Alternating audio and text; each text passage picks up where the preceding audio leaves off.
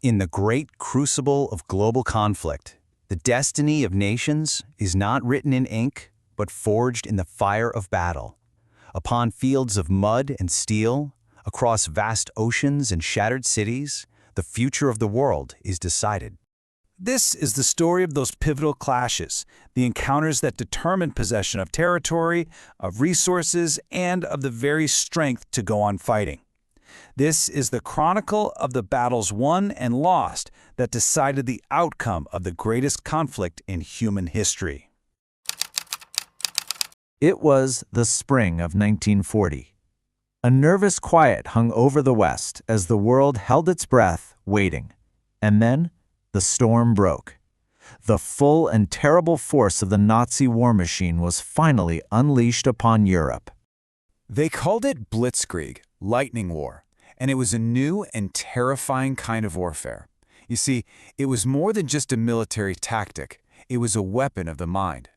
Its spearhead was the Panzer Division, but its soul was the screaming Stuka dive bomber, a sound engineered to shatter not just defenses, but the very will to resist. The French High Command, well, they expected a repeat of the First World War, but that's not what they got. Instead, German armor crashed through the supposedly impassable Ardennes forest. In just 2 days, they had crossed the Meuse River. Suddenly, the Maginot Line, France's massive concrete shield, was completely irrelevant. The Allied armies were cut off, their rear exposed. A strategy of pure, audacious speed and mechanized terror had brought a continent to its knees. Think about it. Less than 6 weeks after the offensive began, the unthinkable had happened.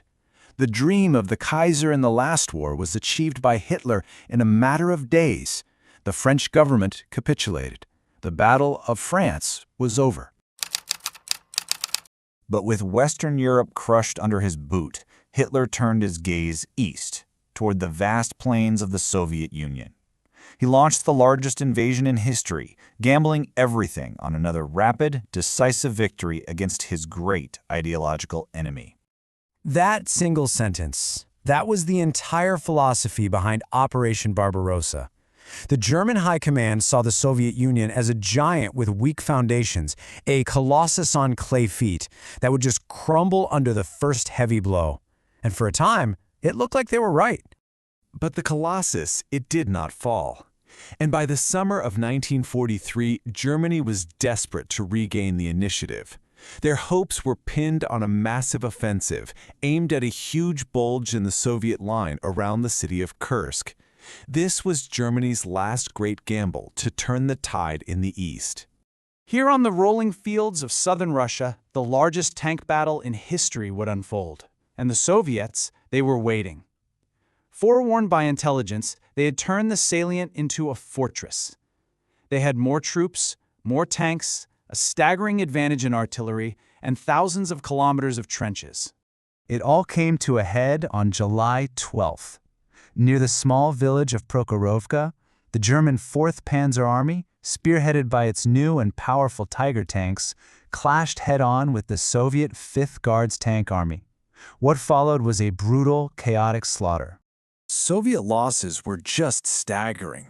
On that one day, at that one village, they lost as many as 530 tanks. You have to understand, the German Tiger, with its thick armor and powerful gun, could destroy the Soviet T-34s from ranges where they couldn't even fire back. For the Soviet tankers, it was a massacre. But the Germans paid a terrible price. In the wider battle, they lost nearly 40% of their total armored strength on the entire Eastern Front. These were men and, crucially, irreplaceable tanks that they simply could not afford to lose. The panzer divisions, the very heart of the German army, were bled white. And don't just take my word for it. The architect of the Blitzkrieg himself, General Heinz Guderian, recognized the outcome. Though German forces inflicted higher casualties, they had lost something they could never replace: the strategic initiative. From this moment on, Germany's ability to launch massive offensives in the east was gone. They would be on the defensive, all the way to Berlin. Now, while the Eastern Front was bleeding Germany dry, The Western Allies were amassing the greatest invasion force the world had ever seen.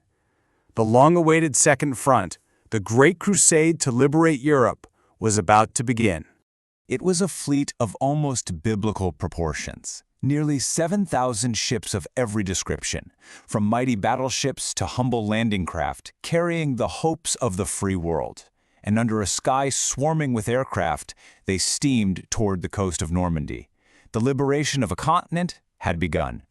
The assault fell upon a 90-kilometer stretch of coastline. This massive force was divided, targeting 5 key beaches, each given a code name now etched in history. Utah and Omaha for the Americans, Gold, Juno, and Sword for the British and Canadians. Their single purpose? To breach Hitler's so-called Atlantic Wall. But fortune on the battlefield is a fickle thing. On Utah Beach, a strong current luckily pushed the landing craft to a more weakly defended sector, and success came swiftly. But on the shore codenamed Omaha, everything that could go wrong did. The men were pinned down by murderous fire from the cliffs above, their supporting tanks foundering in the rough surf. The men of the 1st and 29th Divisions paid for every inch of sand in blood. Despite the fierce resistance, despite the horrific casualties, the Allies got ashore.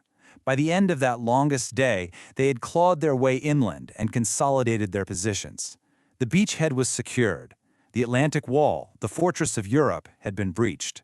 The hard fight to Paris and then to Berlin could now begin. As the war in Europe ground toward its inevitable conclusion, the fight in the Pacific raged with a unique and terrible ferocity. Here, the final reckoning would reveal the horrific price of conquering an enemy sworn to fight and to die to the very last man. On a desolate volcanic island, a mere speck of rock just over 20 square kilometers, Major General Kuribayashi prepared his final stand.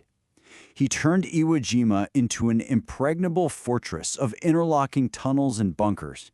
And his orders for his men were simple: kill 10 Americans before you die. After days of bloody, grinding combat, a group of Marines reached the summit of Mount Suribachi and raised a flag. The photograph of that moment became an immortal symbol of the war, an emblem of the incredible sacrifice required on the long, hard road to Tokyo. The final toll, it's a testament to the battle's unholy ferocity. The Americans suffered over 6,800 dead, but the Japanese defenders, they were annihilated. Of a garrison of 22,000 men, only 216 were taken prisoner. The rest fought to the death. So you see, from the lightning strikes in France to the frozen hell of the Eastern Front, from the bloody sands of Normandy to the volcanic ash of Iwo Jima, the story is always the same. For every foot of ground gained, for every objective taken, for every flag raised, a cost is paid, a price in blood that echoes through the generations, asking a solemn question that history itself struggles to answer.